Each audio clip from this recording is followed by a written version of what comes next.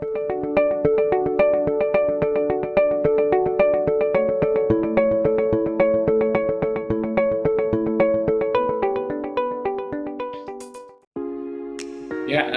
sudah lebih dari 15 menit kita tunggu waktu untuk bergabung anak-anak. Oke, kita mulai saja. Untuk kegiatan pada pagi hari ini adalah kegiatan uji kinerja untuk program pendidikan guru yang akan dilaksanakan, yaitu kegiatan belajar mengajar di SMK Negeri 1 Seruyan. Nah, kegiatan ini dilaksanakan pada hari Rabu tanggal 18 November 2020, tepatnya di jadwal jam 7.00 WIB. Nah, kita sudah menunggu teman-teman untuk 15 menit dan kita akan dimulai saja. Nah, sebelumnya saya akan menunjukkan form pendaftaran uji kompetensi yang sebagai syarat untuk kita melaksanakan ujian kinerja. Saya sudah cetak untuk formnya. Ya, jadi ini adalah form uji kinerja, form pendaftaran. Ya. Sebelumnya saya sapa terlebih dahulu. Assalamualaikum warahmatullahi wabarakatuh.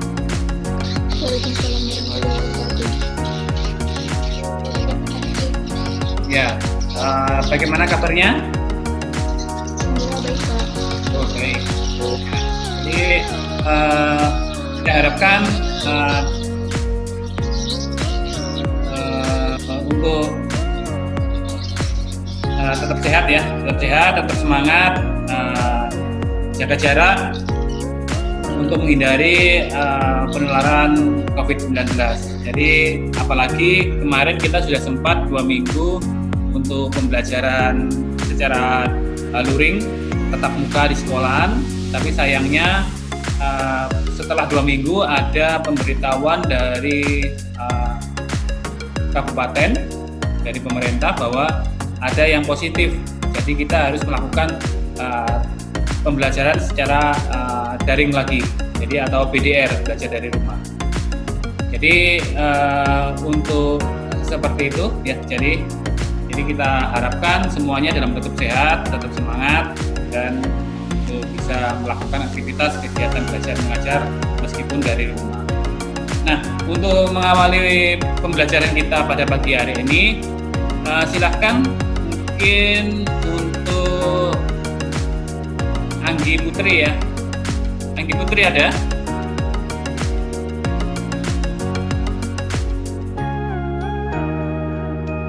Ya, Pak.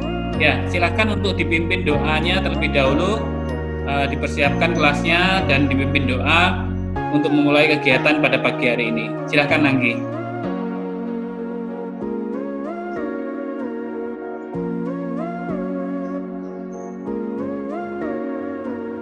Untuk memulai kegiatan hari ini, mari kita berdoa mulai.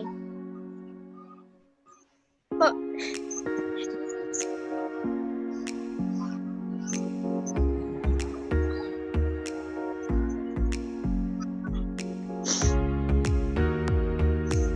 Ya, berdoa selesai. Jadi terima kasih untuk Anggi sudah memimpin doa dan menyiapkan kelasnya. Nah, sebelum kita memulai pembelajaran, saya akan melakukan presensi terlebih dahulu ya.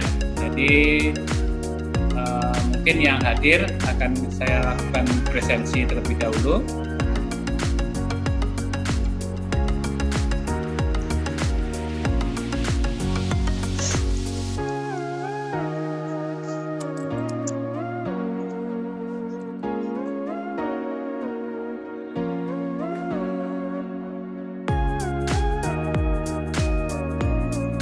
Nah, saya presensi ya. Jadi ada Musyafa ada. Mungkin kalau yang ada bisa mengaktifkan mic-nya dan menjawab ya, merespon dari panggilan saya. Ada Musyafa ada? Tanpa keterangan ya. Terus Hadir. ada Musyafa hadir? Hadir, Pak. Ya. Anggilita Saputri?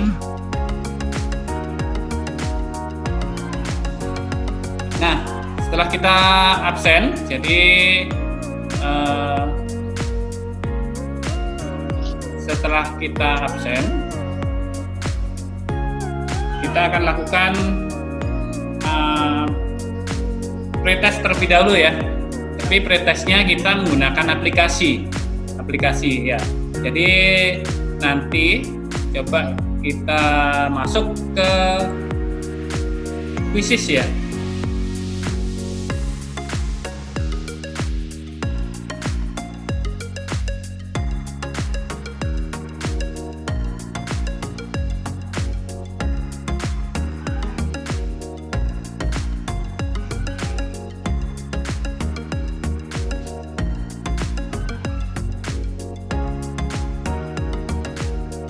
Ya, jadi kalau penggunaan handphonenya, menggunakan handphone atau kalian menggunakan laptop atau handphone, silakan menuju ke joinmyquiz.com di browsernya. Ya, oke, nanti bisa ikut yang berikutnya. Kita mulai dulu ya, yang sudah masuk ini kita mulai dulu. Oke, kita mulai. Dilihat di handphonenya masing-masing.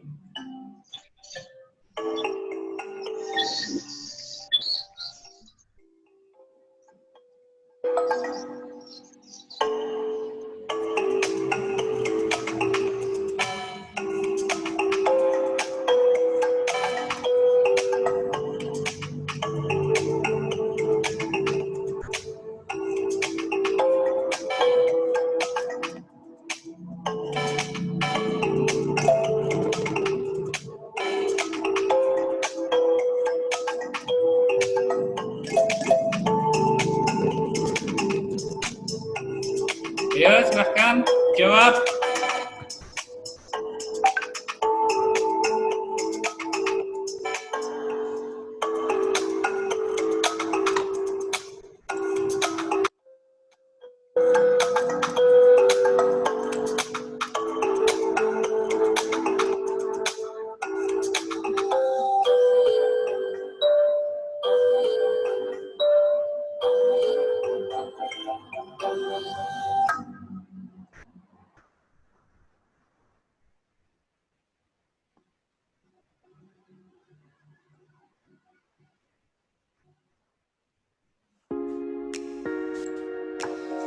Ya, tadi sudah ya.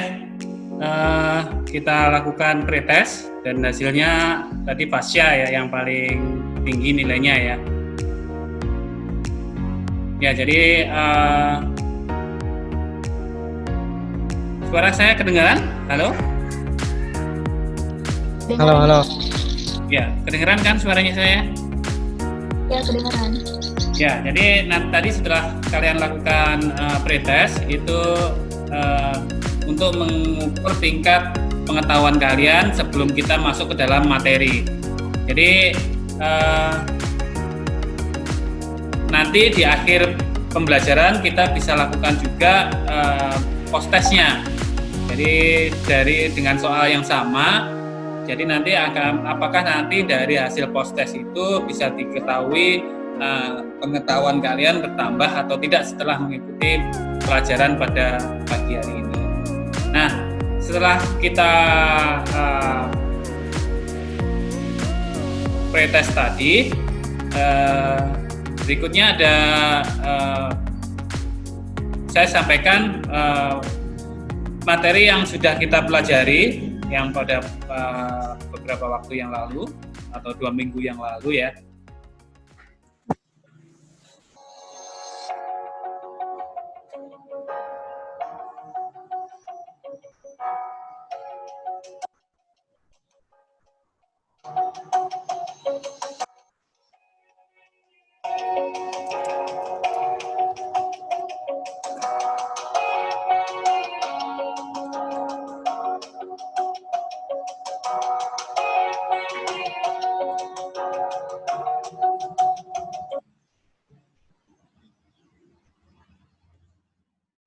Ya, jadi kemarin kita sudah mempelajari tentang alur logika pemrograman, yang di dalamnya itu ada asal-usul algoritma, berikutnya tentang gejala dan masalah, ada penulisan flowchart, jenis-jenis flowchart, dan struktur proses algoritma. Nah, kemarin kita sudah belajar tentang struktur proses algoritma, yang di dalamnya itu ada algoritma runtunan, ada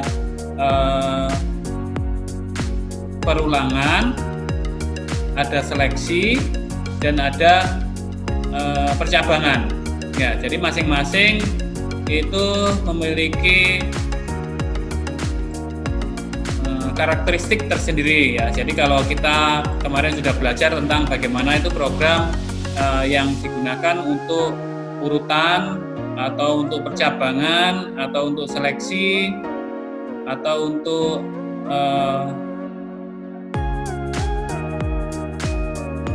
yang ini ya, untuk perulangan. Nah, jadi kita kemarin sudah mempelajari tentang materi berikut. Ya.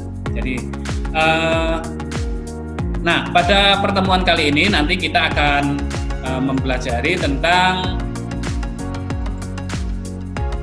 nah, ada kompetensi dasar yang ingin kita capai pada pembelajaran kita kali ini. Yang pertama adalah memahami perangkat lunak bahasa pemrograman. Yang kedua adalah melakukan instalasi perangkat lunak bahasa pemrograman.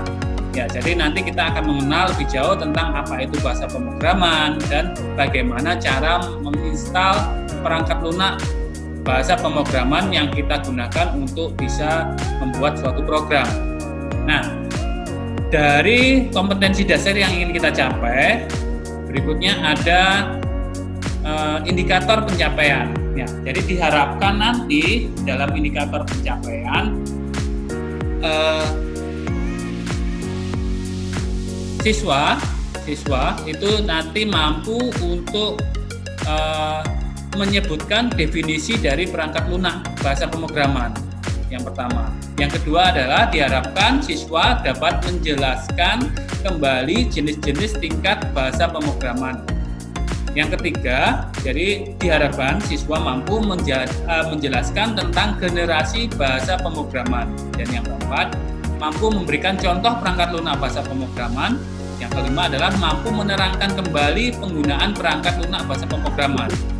Berikutnya, dalam indikator pencapaian keterampilan nanti diharapkan dapat mempersiapkan peralatan yang dibutuhkan untuk instalasi perangkat lunak bahasa pemrograman dan melakukan instalasi.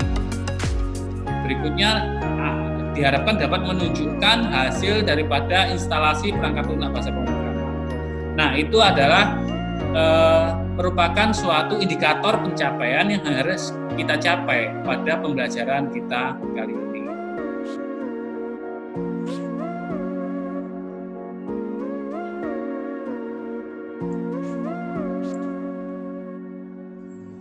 Nah, sebelum kita masuk pembelajaran, jadi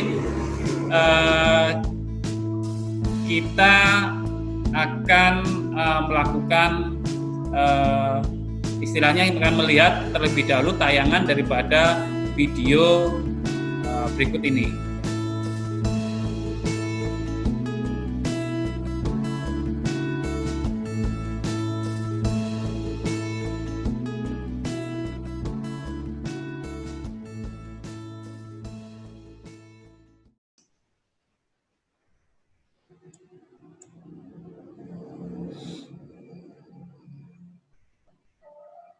I was 13 when I first got access to a computer. My parents bought me a Macintosh in 1984 when I was 8 years old. Learning how to program didn't start off as wanting to learn all of computer. Nah, kita akan melihat siapa-siapa saja yang bergerak di bidang pemrograman yang sudah berhasil. Contohnya di situ ada Steve Jobs, ada Mark ya. Jadi ada pendiri daripada Facebook. Steve Jobs itu adalah pendiri daripada Apple. Ya, kita melihat orang-orang yang bergerak di bidang pemrograman yang sudah berhasil. You don't Nah, have to be a genius to know jadi how to contohnya code. di sini adalah ada developer cewek, Addition, subtraction. ada Bill Gates ya. Jadi ini ada Bill Gates, dia adalah pendiri dari Microsoft. Even if you want to become a race car driver or play baseball. Jadi banyak orang-orang sukses yang bergerak di bidang pemrograman ya, jadi yang bisa kita jadikan referensi bahwa dengan menggunakan bahasa pemrograman atau dengan belajar bahasa pemrograman kita bisa sukses juga seperti itu ya.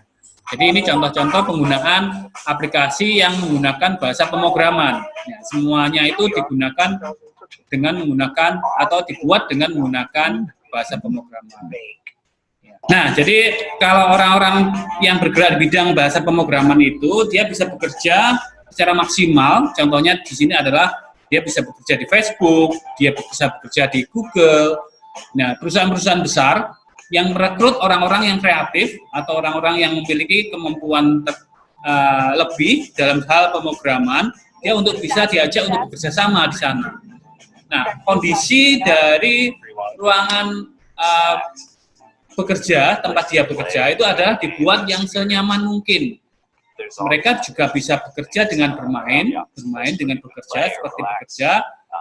Jadi mereka bisa bermain, mereka bisa makan, mereka bisa apapun yang mereka lakukan, yang penting dia bisa meningkatkan produktivitas. Ya, jadi bukan bekerja di rumah atau di kantor ya, bukan bekerja di kantor yang formal, tapi dia bisa bekerja secara bebas di kantor yang di set sedemikian rupa.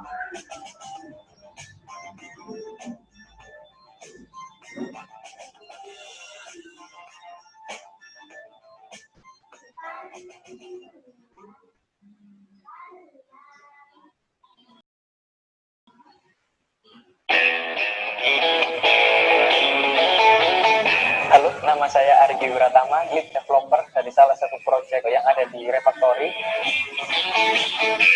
Nah, ini adalah contoh orang yang sukses dengan masih umur yang sedikit. Jadi umur dia masih 18 tahun, tapi dia sudah mengepalai sebuah proyek untuk membuat suatu produk pemrograman.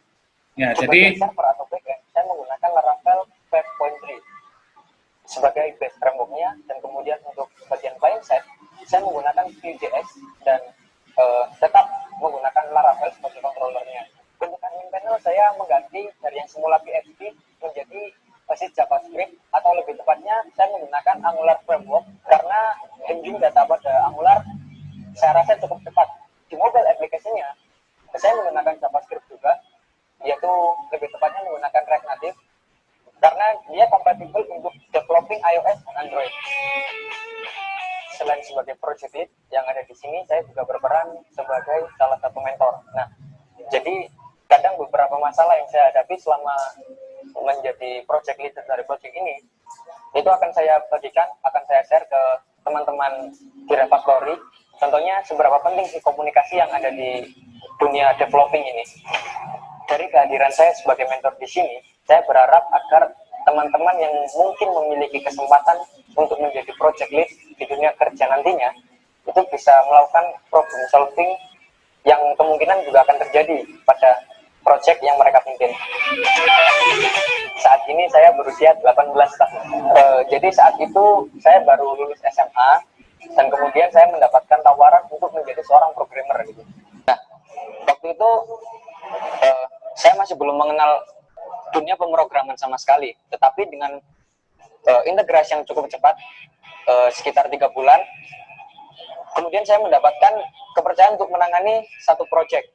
Nah, di mana dari satu proyek itu, setahun kemudian saya bisa berada di sini di Bandung bersama teman-teman di Refactory. Nah, saya rasa keberadaan saya di sini sudah cukup untuk membuktikan bahwa semua orang dengan dukungan yang tepat dan lingkungan yang sesuai itu bisa untuk menjadi seorang programmer.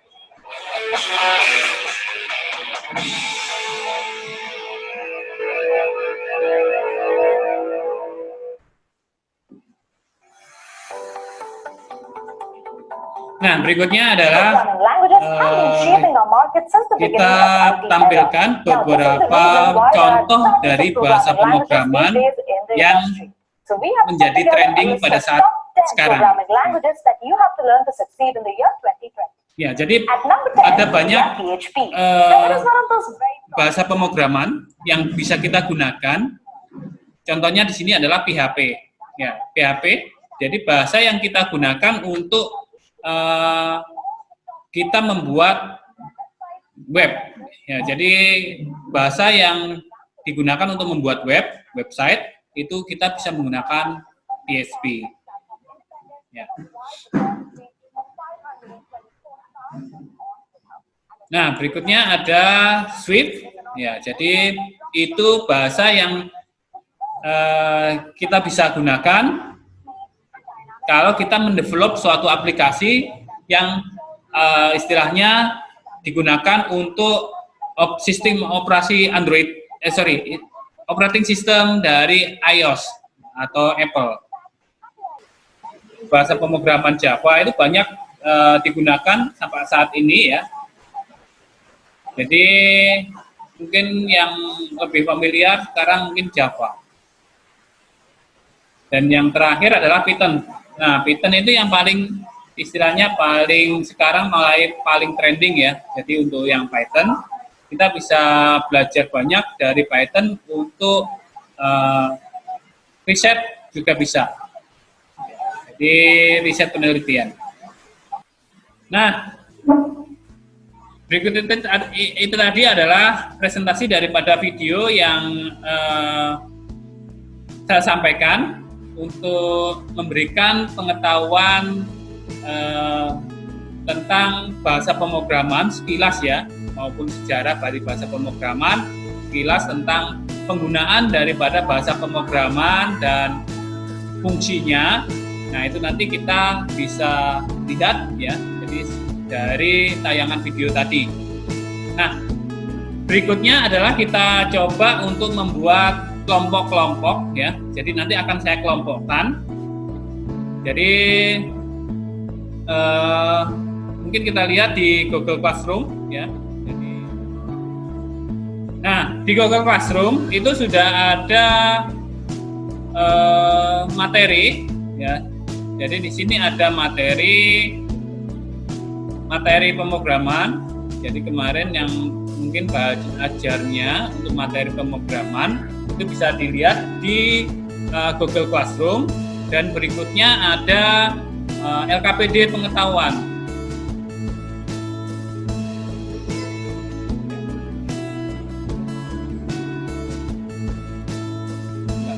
Coba kita lihat. Nah, ini LKPD pengetahuan ya. Jadi ini salah judulnya. Jadi ada LKPD pengetahuan. Di sini nanti kalian tuliskan nama kelompok, contohnya kelompok 1 atau kelompok 2. Anggota kelompoknya bisa diisikan juga siapa. Terus dari di sini nanti akan kalian isi sesuai dengan kelompoknya. Jadi hasilnya ya. Jadi hasilnya diisi. Nah, kalau sudah nanti dikirim seperti ini ya. Jadi LKPD tadi ada instruksinya, petunjuknya, contohnya seperti ini. Cermati link video berikut atau carilah sumber penunjang di internet. Nah, nanti kalian mencari atau melihat video yang dari Google Classroom kalian.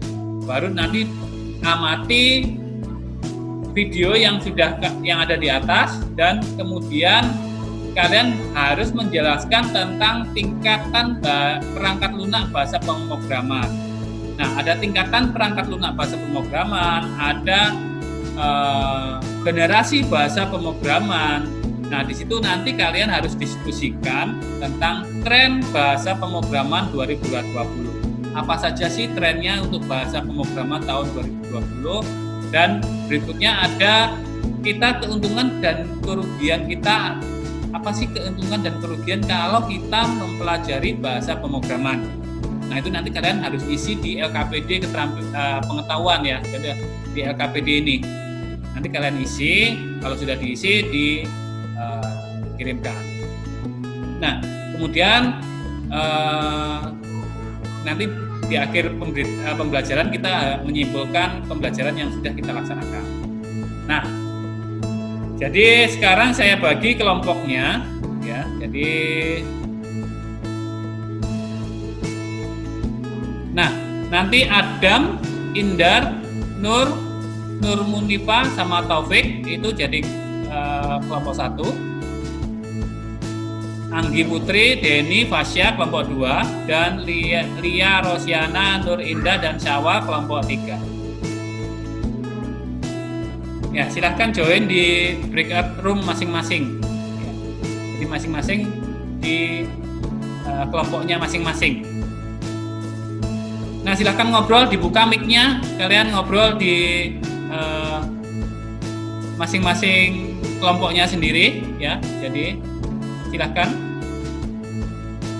Kira-kira kalau sudah kalian cermati videonya maupun materi-materi linknya, di situ ada tentang tingkatan perangkat lunak bahasa pemrograman.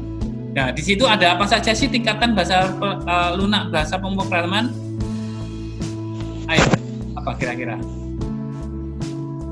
Nah, di situ ada bahasa tingkat rendah, bahasa tingkat menengah, dan bahasa tingkat tinggi, kan? Ya, kira-kira apa saja sih bahasa tingkat menengah, bahasa tingkat rendah, dan bahasa tingkat tinggi? Nah, itu kalian diskusikan sama temennya. Kira-kira bahasa tingkat menengah itu apa sih? Oh, saya dapatnya seperti ini loh. Bahasa tingkat menengah itu, bahasa tingkat rendah itu adalah bahasa yang lebih dekat dengan bahasa mesin. Kira-kira contohnya apa? Nah, kalian cari di internet. Cari di materi ataupun di internet kalian cari sendiri. Baru nanti hasilnya ditulis di LKPD-nya di sini. Nah, tulis LKPD-nya di sini. Nanti di akhir breakout room kita kembali ke room utama. Nanti kalian menyampaikan hasilnya, ya. Menyampaikan hasil dari diskusinya. Seperti itu. Ya. Oke, saya kembali ke breakout room 2 dulu, ya. Ya, silahkan didiskusikan. Jangan diam saja. Maksudnya harus aktif. Kalian diskusi, ngobrol rame di situ enggak apa-apa. Itu kan room kalian sudah. Nggak akan kedengaran dari room 2 ataupun room 3. Di room kalian di situ akan istilahnya hanya kalian bertiga saja yang dengaran di situ, ya. Oke. Silahkan didiskusikan dulu. Anak-anak kita masih melakukan diskusi dengan kelompoknya masing-masing melalui breakout room, ya. Jadi ada breakout room 1, breakout room 2, breakout room 3.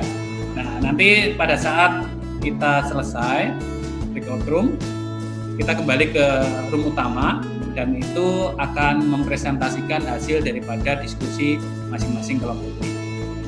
Kita tunggu sampai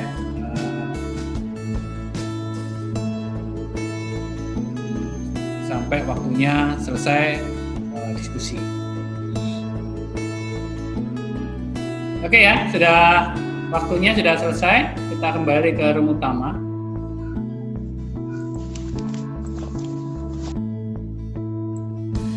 Nah, silakan dibuka saja mic-nya, kita diskusi, ya. Kita diskusi di sini.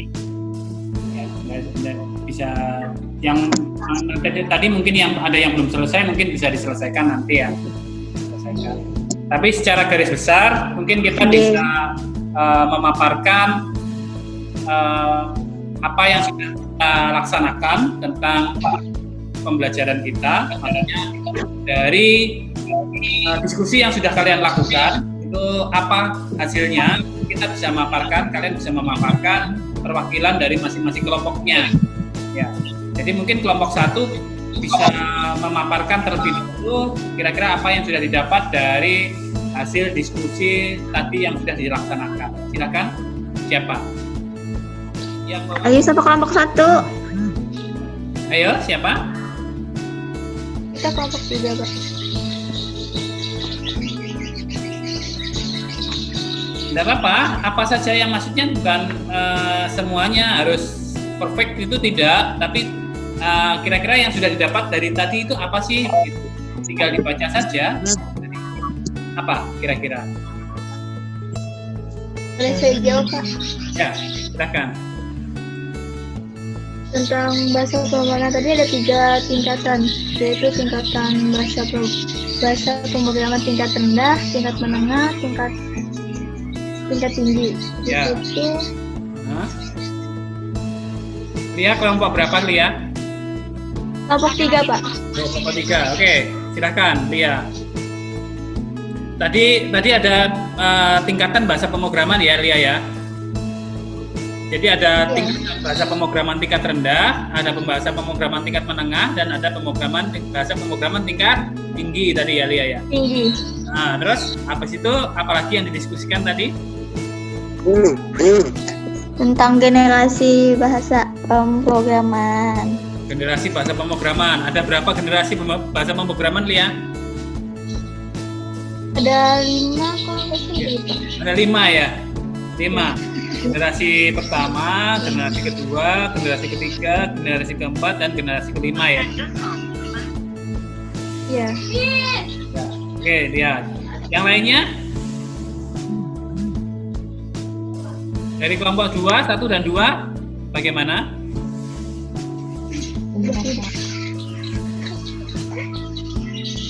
Ayo, apa kelebihan dan kekurangannya kalau kita mempelajari bahasa pemrograman untuk kelompok 1 dan kelompok 2? Atau bisa menyebutkan contoh-contoh dari bahasa pemrograman tadi yang sekarang lagi trend in. Nah, tadi kan sudah melihat videonya ataupun membaca materinya. Kira-kira apa saja? Java, Pak. Ya, Java salah satunya, Pasya ya. Oke. Nah, terus apa lagi Pasya? Python, Pak. PHP, terus Python, apalagi? C Sharp ya. Visual Basic, Pak. Visual Basic. Termasuk, Pak. Iya, boleh.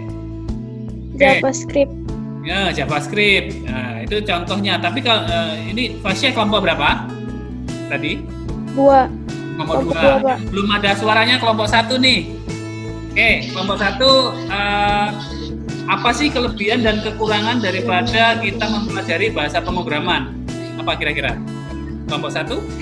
Mana enggak? Masa enggak ada suaranya kelompok 1? Malu dong. Ayo.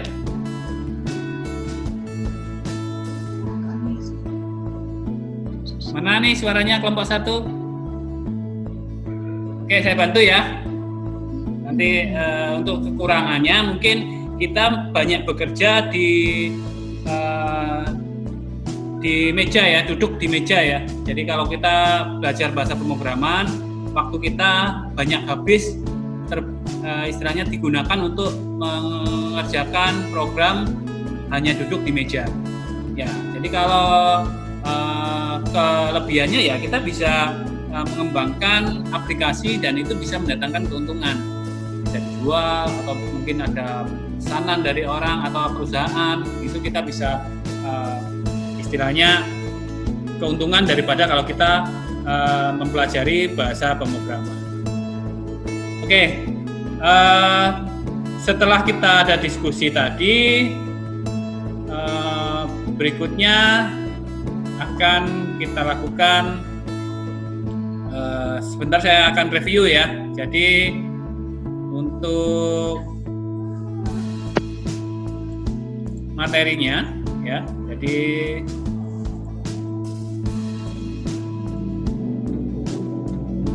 Jadi perangkat lunak bahasa pemrograman di sini adalah software bahasa komputer yang digunakan untuk membuat suatu modul atau paket dengan cara merancang atau membuat program sesuai dengan struktur dan metode yang dimiliki bahasa pemrograman itu sendiri.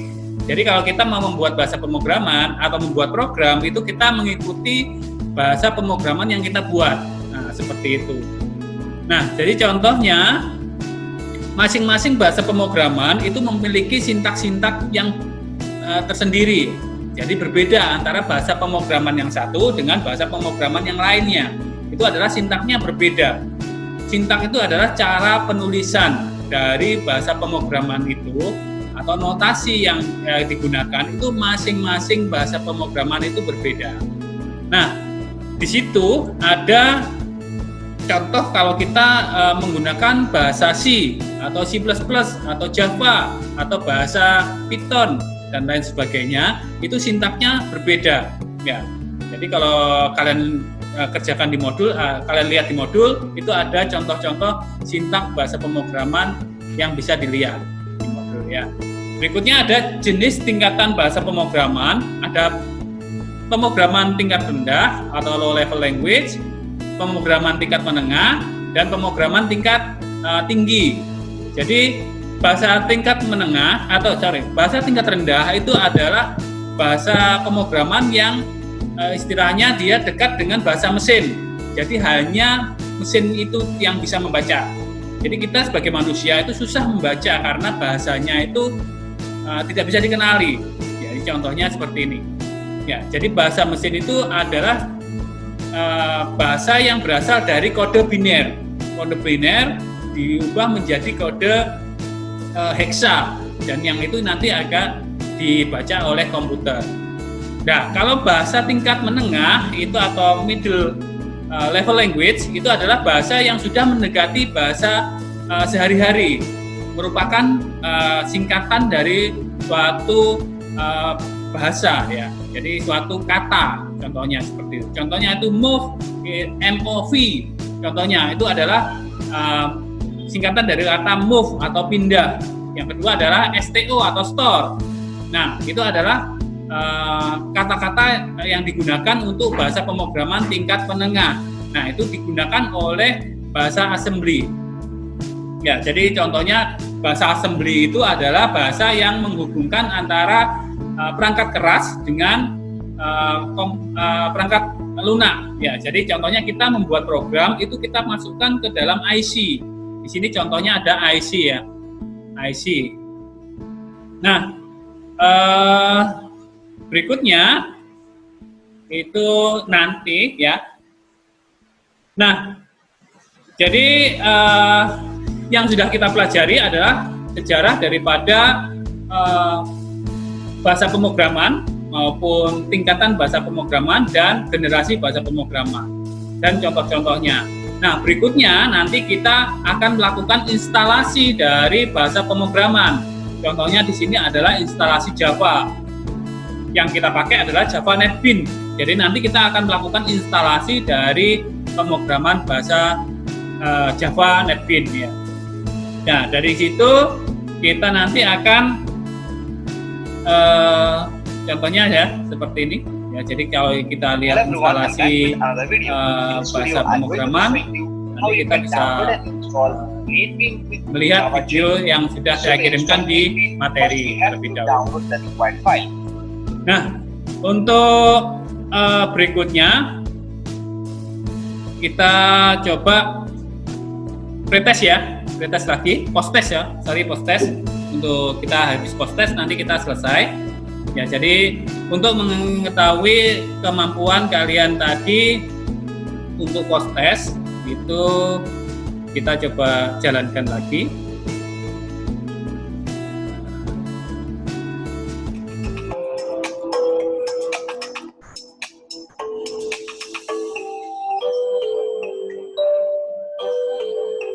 Ya, Anggi ya.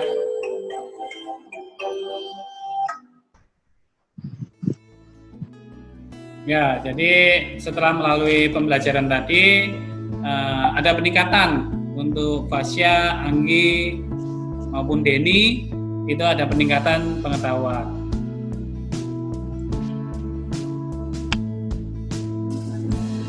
Nah, oke ya.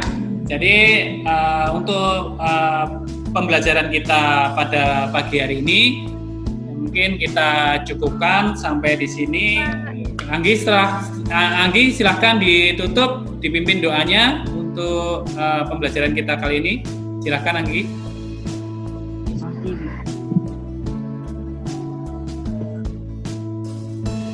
Sebelum menutup pelajaran, marilah kita berdoa mulai. Berdoa selesai. Oke. Nah, terima kasih untuk partisipasinya pada pagi hari ini. Wassalamualaikum warahmatullahi wabarakatuh. Waalaikumsalam warahmatullahi wabarakatuh.